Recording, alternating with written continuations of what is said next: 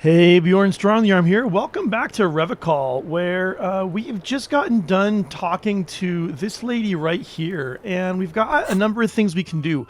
I'm going to come back and talk to her about the guy who was hanged here in a little bit, but I'm going to go back to the Hardy Boys and say that Claude, or however you say her name, I really don't know how I'm supposed to say that, that she says she was not raped, and we also know that we can't fully trust her.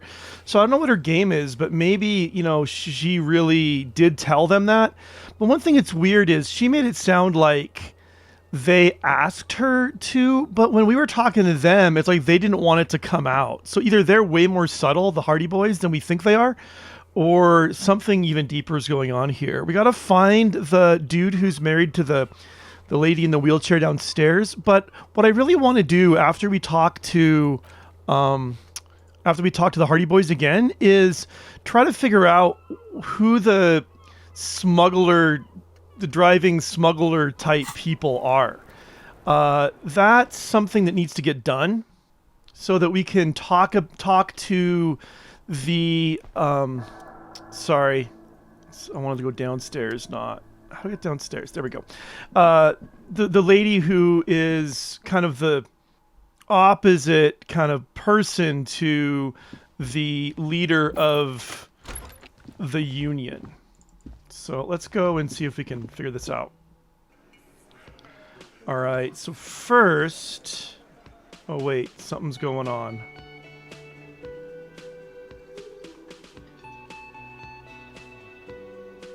Or not. I just got a weird zoom. I'm not sure why it did that.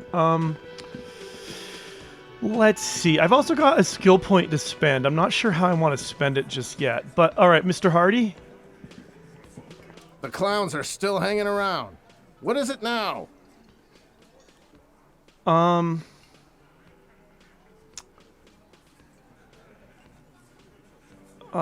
Clausier says... I don't know if that's a ya or a ja, or if it's Claudia or Claudia, but she says she wasn't raped. Fuck! The big man's eyes and veins bulge. I knew that fucking whore couldn't be trusted. For the record, she steps in forcibly. Titus Hardy did not explicitly specify the victim as a whore, nor did he say anything about trusting her. I mean, he just did. Oh, shut up and stay out of this, Liz. He turns back to you. He raped her. He was out of his fucking mind. You have no idea. She's just in denial, asshole. You don't understand the traumatic experience. She's shutting down. She doesn't fucking trust you. Yeah, she's crazy, you know? The rat-faced Shanky says carefully. A crazy bitch. You know the type. She's fucked up. This is a diversion. Stay on track. That's what rhetoric says. We don't know if we can trust rhetoric around here. I can say she was very lucid, but that maybe that's the diversion. So cut the bullshit. She told me the truth. Lawman, he says through clenched teeth, I'm at the end of my goddamn rope with you. I fucking told you not to push her, and you wouldn't pushed her. Something breaks him. So he steps closer and says, I'm going to fucking duck. Titus Hardy! Elizabeth's voice rings through the room like a warning shot. Success. Titus backs off. Fist down, everybody. Everett personally sent me to take care of this. If this goes south, we'll all be in the shit. But you, Titus Hardy, are going to be buried. Am I understood? When she's angry, she emphasizes the S. It gives her voice a strangely hypnotic quality. Her lips barely move as she speaks. Frankly, it's a bit terrifying. Someone has to rush in to break the tension. The second in command. Look, Copper, the tattooed man snaps his finger to your attention. We know the dead fuck was a rapist and a killer. We got him confessing to it on tape. Oh, really? Show it to him, T. He turns to Titus, who's still breathing heavily. What's the harm, right? Here, jerkwad, he slams an audio tape on the table. Listen to this shit and then come back and tell me the Soldiers of Apocalypse was an innocent man. This is their last play, this tape. Their story is in tatters, a mess. It might be nice to listen to it, but at this point, you don't need to. Says Logic. Where'd you get this tape? You think we go into this shit deaf and dumb? You RCM are the only ones to know how to bug people. There's no university degree for that. So you bug them how? We have machines, he nods. We're in logistics. How do you think a harbor works? It's advanced stuff. Understood. You've listened in on their communications. He takes a little note. How long? Since way before their chief started taking swing lessons. What? Things got nice and quiet after that. Oh, I get it. Swing. It's a joke for hanging. It's got nice and quiet after that.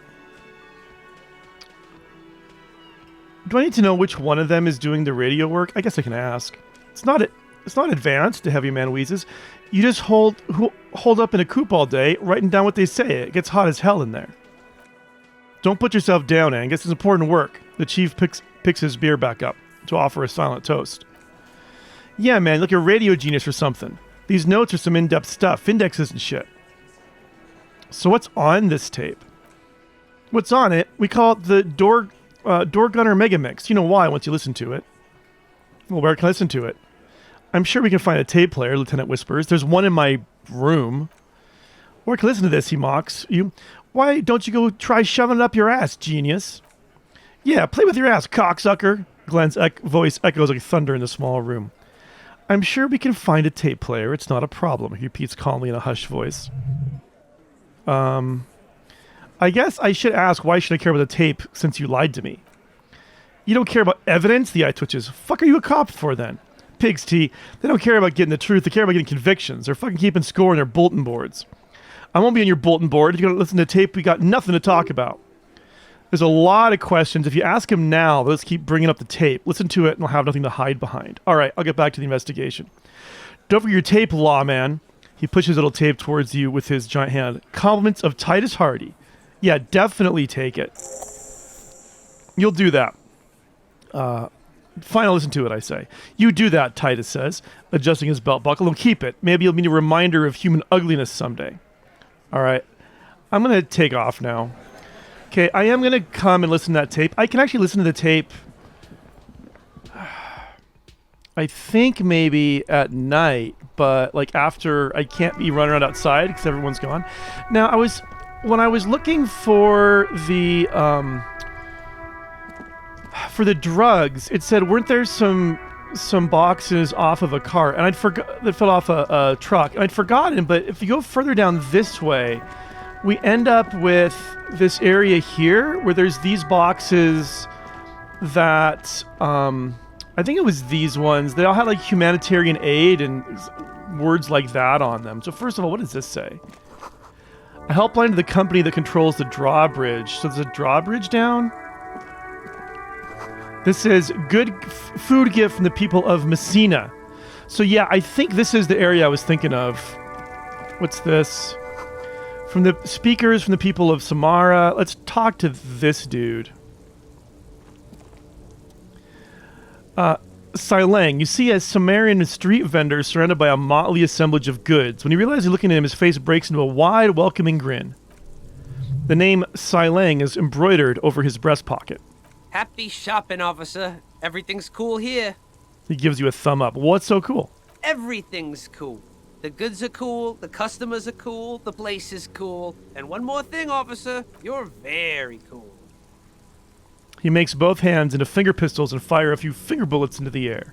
Careful, man. Those finger bullets can fall back down at velocity and hurt somebody. All right, so really, you think I'm cool? Oh, yeah. You got style. You got personal style. You know what you like. I mean, I don't know art, but he surveys his consumer's kingdom with an air of satisfaction. Well, what are you selling, dude? You like premium menswear. Look around and browse. Everything looks cool on a guy like you. Take your time. He settles back onto the pile of boxes he's sitting on. Don't be distracted by the flattery and funny man act. Questions. Persuade him to give you some money? I'll look around, thanks. I'm going to look around first and come back and ask him about the drugs in a minute, I think. There are clothes inside, cheap secondhand clothes smelling of strangers' body odors. Don't be shy. These are premium class clothes. Good quality fabrics, best retro design. Save the economy with your style, officer. Save the economy? That sounds off. It does sound off. What are you talking about? Haven't you heard, officer? We gotta be economically conscious. Recycle your cash. Keep it in circulation. Don't buy new things. Buy eco. This doesn't make any sense. Why exactly does the economy need saving? Look around, officer. You see all these premium goods just sitting there not getting bought? We gotta keep the flow of goods moving. I think he's just talking crap. Is this really the economy we want to leave to our children? But, it's just nature. Powerful economies expand, weak economies go extinct. You're right, we've got to save mother economy. But I don't have children, I think. I'm gonna, just nature. Powerful economies expand, weak economies go extinct. I can't go extinct, officer. I got kids to feed. Once an economy goes extinct, it messes up the whole ecosystem. You gotta think about the consequences. Browse through the box. You find your hands deep in tattered and faded garments made from weird polyester blends that make your body itch and sweat in all the wrong places. The box smells like cat piss, like an old person with no money. Economical, but also trendy, the street vendor shouts. Look firsthand, buy secondhand. Keep the economy moving. All right, can we find something worth salvaging in that pile of rags? Nope, we sure can't. All you can come up with are some treated wool pants. You can tell they're too tight around your thighs and too loose around the waist. Discard them. No luck? The street vendor says, visibly disappointed. Want to take another look, officer? Keep supporting the economy. No, I'm going to leave that one for now. How about this over here? Fallen sneakers on a pedestal of speakers. You see two lowly defeated speakers, thralls, slaves basically, perched atop them like conquerors surveying the land. A pair of fallen durable wear sneakers, Ultra Series. I can see you have a taste for luxury, officer. Can't keep your eyes off those sneakers? Let's inspect the sneakers. A pair of fallen Ultras, the design is impossibly sleek and simple. A futuristic silhouette with a sleek monochrome colorway, a jet black upper, and a silver-lined midsole. Those sneakers, mister, the street vendor intones. Those sneakers are the latest fallen sneakers. Super rare, super fine, super cool. Only 50 real. Only? That's madness. Fallen Ultra, we're the future. You remember the slogan from the magazine. Inspect the speakers. These once respectable speakers have been conquered, reduced to a mere prop by the indomitable Fallen Ultras atop them. A small heat emboss from the veneer reads, Solidarity Aid from the People's Republic of Samra. The speakers themselves don't seem to display any magical qualities. No, don't look at the speakers, officer. Look at the sneakers. The man points to the footwell. The sneakers are the stars here. Poor little speakers. Pat them. No, don't pity them, officer. These are old Samaran garbage. Don't even look at them. Check out these super cool Fallen Ultras instead. Sumerian trash? It sounds like they're from the Sumerian People's Republic, produced under the dictatorship of the proletariat. Can I just buy the sad, conquered Sumerian speakers? No way, officer. These aren't for sale. They're bad speakers. Lo-fi socialist junk. That's why I want them. I think I might be a lo-fi socialist myself. I gotta say that. No, officer, you're a high-class policeman who takes nothing but less than the best. Lucky for you, I got the best on sale. Wait, what if I do deserve more than a lo-fi socialist sound system? You do, officer. You do. Remember, we don't have to resort to socialism. We can have nice things, too. At socialist prices. He pats the boxes tenderly. All right, I'm going to leave. Any other boxes to look at? There's this one here. There's a pile of cheap sunglasses in a small box, a variety of shapes and colors. You like sunglasses, officer? I've got the latest styles right here. The vendor takes a pair of sunglasses and sticks them under your nose. Try them on. Abort! These are hideous. What's more, they even fit your face. You can feel them pinching your nose and chafing against your brow. Damn, officer, you look like a mega secret spy. Very secret. The man nods eagerly. They're practically made for you. I'll let you have them for $2.50. It's going to be very difficult for anyone to take you seriously with these things on your face. No. Lieutenant gently removes the sunglasses from your face, setting you free again. You're definitely not buying those. You are right. I'm too sensible for those. Are you sure? But it looks so good on you. The street vendor frowns. You should think this through, officer. Let's rummage the box. I don't have 250 to spend right now. These are all boring third-rate ho-hum sunglasses made of cheap Ceres plastic, the kind of plastic that melts in the sun, which is not good for sunglasses. Those UV stickers are almost certainly just there for show. If anything, these lenses probably direct more UV light into your pupils, a UV magnifier. These are all first-rate sunglasses, the man declares. Premium design, superb material, very cool, UV resistant. These will definitely keep your eyes safe and cool while doing your dangerous police work. Let's see if we can find some interesting sunglasses in the box. No luck. All you find is this lime-colored cellophane visor produced by a bargain sportswear brand called Amphibian. Apparently, there's a malformed green frog on its bent cap. Oh, that visor is perfect for you, officer. It'll definitely keep the sun under your eyes while you're shooting criminals. The street vendor makes a bang-bang sound. And all for a mere 6 real. You don't have 6 real, so put it back. You don't like it? Sure, Square Jaw, no problem. Let's get you some real shades. All right, I am going to leave for now. Let's try talking to this guy about drugs. Everything's still cool here, officer. Where are you from, Silang? Me? It's a boring story, officer. Who cares about the past? I'm all business now. All Revachol, sorry. This man probably comes from Saige, sometimes known as the Apricot Suizerenti, an archipelago in the Sumerian Isola. You're from the Apricot Suizerenti, right? Apricot Suizerenti calls to mind an era where the Saige archipelago was called with the Revachol. It's a bit of a slur, in other words. Sorry, I didn't mean to say that. I meant to say you're from, very painstakingly, Seaguy. Very cool. Selling nods, his eyebrows furrowed. I admire your awareness of our intertwined histories. It's super nice of you to apologize for colonialism, but Apricot Suizerenti is a shithole. That's why I left. Right, but isn't he a shithole because of Revachol? He smiles brightly. If you say so, officer, I don't worry too much about politics. I'm an entrepreneur, you know. Whatever's good for business is good for me. So, Silang, what's your stance on drugs? Drugs? For a moment, he ends up sure to respond. I'm not waiting for that, officer. Drugs ruin lives. Unless you're into drugs, of course. In which case, drugs are excellent. He kisses his fingers. Mwah. Tasty, tasty drugs. I am super into drugs. That's very cool. A lot of the coolest detectives do drugs. Still, you don't have any drugs for sale. Or at home. Or on my person. He smiles. Sir, it appears to be true. No drugs in sight. Not in the box of sunglasses or under the speakers. Well, we're looking for a lorry driver who's transporting drugs out of the harbor. He or she is in this traffic jam. That's even cooler. You investigating that and all, but, he points to the goods, I am not a lorry driver. I'm just a street vendor. I don't know anything about that. But you are a lorry man. Another driver has identified you and your lorry. Who said that? It's the fat racist, right? I bet it's him. He has an agenda against me because I'm an immigrant who works harder than he does. He's a hater. I mean, you're not wrong. So you admit you're a lorry driver? No, I just said I work harder and he's an asshole. He stops to think. Realizing he can't get out of it. Smart man.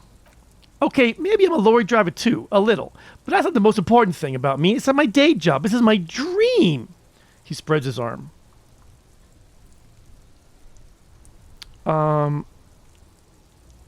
Silang, my source tells me you're the one transporting drugs for the Union. No, that's insane. It's the fat hater. He's been on me for a week and he sent you here. Maybe he's the one, huh? Have you thought about that? I have thought about it. Now stop squirming. What do you know about the drug operation at the harbor? Nothing, I told you. I'm not a dumb guy. I don't get involved with that crowd. And what crowd is that? Nice question, Kim. I like it. Crowd, you know, the drug crowd. Come on, Silang. Throw us a bone. No, he wasn't talking about an abstract crowd. It was that crowd. I like, if you don't know, then I'll tell your employer you've been selling his stuff. I'm going to start with this one. It wasn't some drug crowd. You know who they are. Tell me now. Shush, please. He looks around and lowers his voice. There's bad people doing bad things here. That's all I know. Please don't give me this mess. I spent 15 years working my way up. Here we go. There's a tiny bit of truth on the table.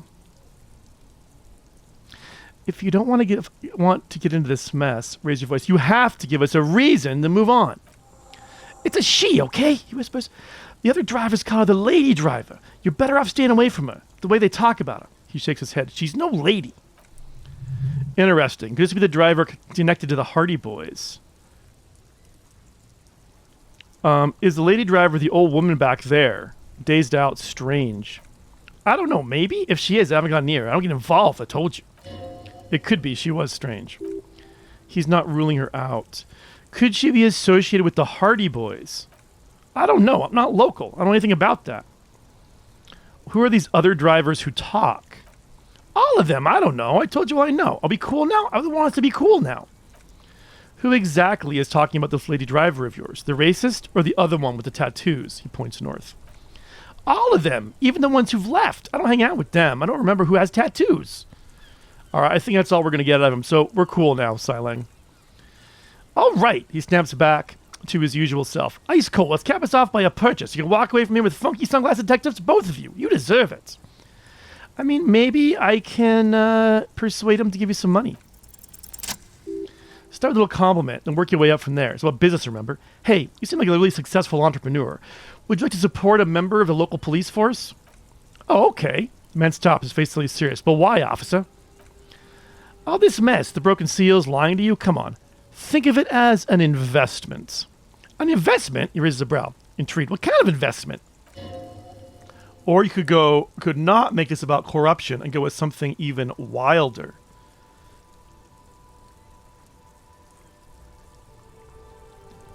It's an investment in me, a highly experimental human being. My risk-reward ratio is insane. I guess it can't be any riskier than speculating exotic derivatives. How much are we talking about here? $1 million real. But officer, I don't have that kind of money. There's got to be a more modest investment. How about 10 real? 10 real's a bargain for that kind of investment. You got it, my man. He takes a 10 note from a leather pouch. All right, I'll leave it to you for now. Oh, man, he might be my favorite at this point. All right. Door Gunner Mega Mix. Listen to the recording and find out who's the lady driver and where's her lorry. I want to work on that. It's getting later in the day, but let's ask the cool music man over here about the lady driver. Stuck in the rain in a traffic jam, man. What's on your mind? I heard that one of the drivers is a woman, but I don't think she's here. Do you know this lady driver? He shifts around suddenly, uncomfortable, then looks away. I don't want to talk about that. Why? You know something? What is it? Man, I was hoping isn't going to be her. He bites his lip. All I can say is, she isn't around here anymore. She isn't some evil drug tracker. I don't know where she is.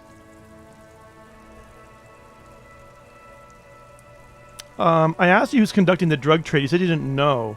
Now you're saying you do. I didn't, man. I told you. I was hoping it's not her. That she wouldn't be mixed up in it.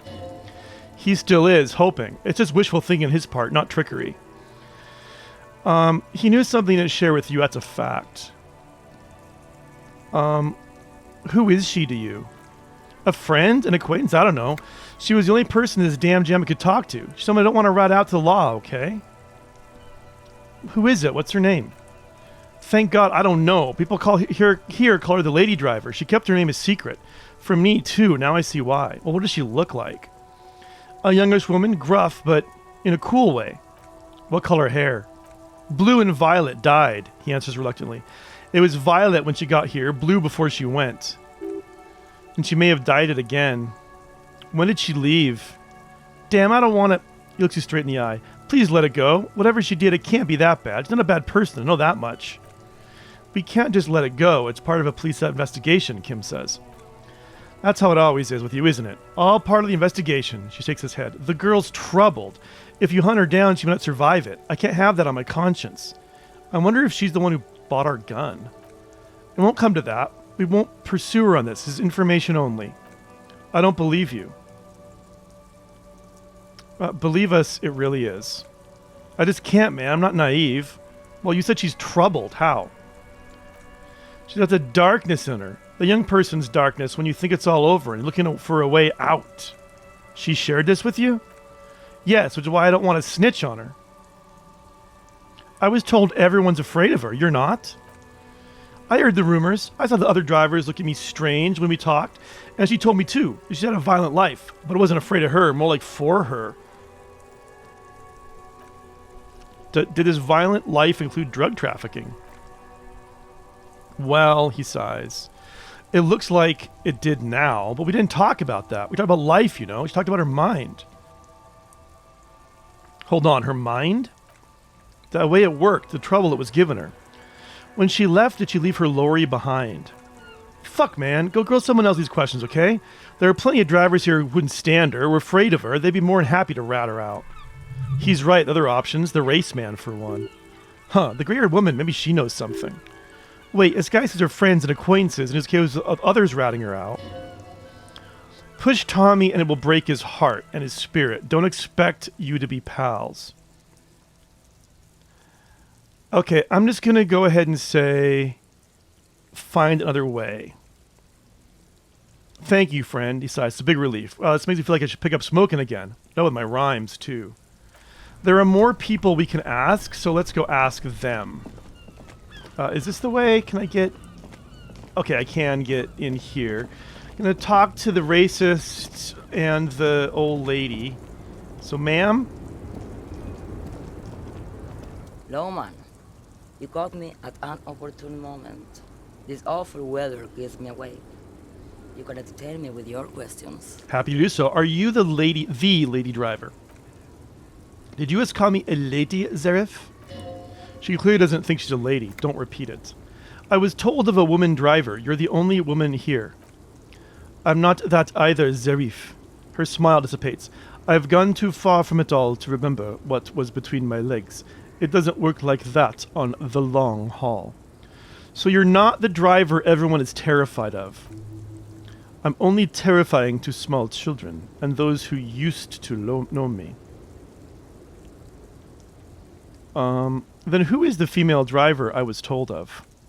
How should I know? Do I look like I spend a lot of time with the other commoners sniffing around when I have my movies to go to? Why are you scary to people who used to know you? Because they can no longer recognize the person I once was. You said the long haul, that's the big ones, the tracts. There's no women and men there. It's all just. She hums along as if to a track on repeat. In the middle of this town, there's a ghostly motorway. It takes all the people where they want to stay. In the background, a quiet song seeps from her cabin into the air. You don't hear any vocals. Alright, that's all I need to know. Thanks. Awesome. The woman stares at you, her mind elsewhere now, on other matters. Alright, thank you for now. Interesting, that gave me an autosave, even though it didn't get really any information. But I guess I've kind of eliminated her. So I can talk to the racist dude. Yeah, he's still there, shouting out, welcome to Revachol. Looking for something, Hunt? Huh? Coming to tell me to fuck off again? Look, I know you've been giving me the runaround. Fess up, where's the lady driver? He smirks. I don't know what you're talking about. First, you knew Siling didn't do it. He did something. He stole his employer's goods on another lorryman's job. You should be thankful for the tip. He grins, a wide smile. He's been expecting this. He's really puffed himself up. Just tell me which one's her lorry. Listen up, futwits. You don't scare me. You don't run Revachol West. You don't run Martinez. You don't run anything. So who does? The lady driver? Kim says no. The lieutenant turns to lorryman. He means La Puta Madre. A legendary, and not in a good way, crime boss from Jamrock controls what is probably the most powerful organized crime outfit in Revachol West. Looks like the lieutenant has a plan. Let him do this. The lorry driver, for a moment the lorryman's silent. He spits in the pavement. Yeah, him. Cross your arms and nod. Yep, do this, Kim. Then I presume you're familiar with his peones? Yeah, he says, unsure where he's leading. They're his little bitches. He's got them all over the unions. Not just the unions. He has peons everywhere. Some say he even has them in the RCM. He gets closer to him. Dirty fucking peons who do anything for him. Multi-ethnic drug addicts. Say nothing. You're not peons, he says. You wouldn't be investigating a drug thing if you were. No, of course not. We're not peons. But if we were, and one of Madre's drivers were to be stealing from him, then it's a good peon's job to find out who that is. It's not a hard job. won't take a long time. It won't make Padre Madre angry.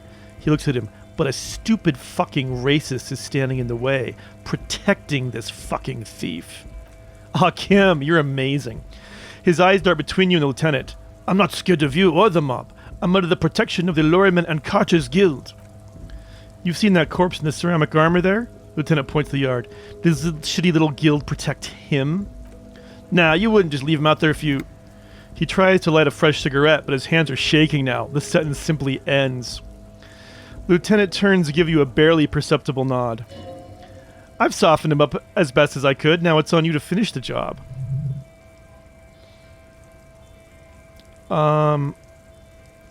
Let's see. Be careful. This man's got some fight in him, by the looks of him. It won't be easy to break him. Half-light, which is only one. Make him tell you what he knows. Oh. The main thing is to not overdo it. Even when you're trying to scare someone, the most important thing is, how does it look on your resume? Why don't you and me step outside for a little talk? What? The lorryman erupts some contagious laughter. What do you think we're doing right now? Run outside's talk it.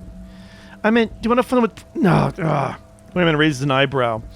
This some kind of homo thing? I don't really know where that came from. Lieutenant gives you a brief sideways glance. Let's just go ask Tommy, alright? We're wasting our time here. Alright, we're done for now. I suspect I'm going to have to recheck that to figure out... let's see, where is he?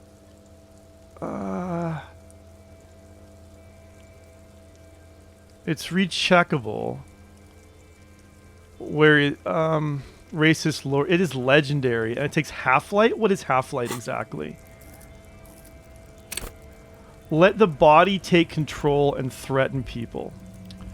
I wonder... I don't really want to put a point into that. I wonder if there's someone else we can ask about. Or... I guess we could go back and bug the guy down here some more, but he's not going to like it, like, at all. I'd rather mess up the racist dude. But a legendary check? I mean, hold it. Alright. So that, so close, and yet so far away. Okay, we're going to have to call it there. I will think between episodes about whether I want to put a point into Half-Light and try it again, or if I want to go and talk to this guy again. But that is all the time I have for today. Thank you so much for watching. I'll see you soon.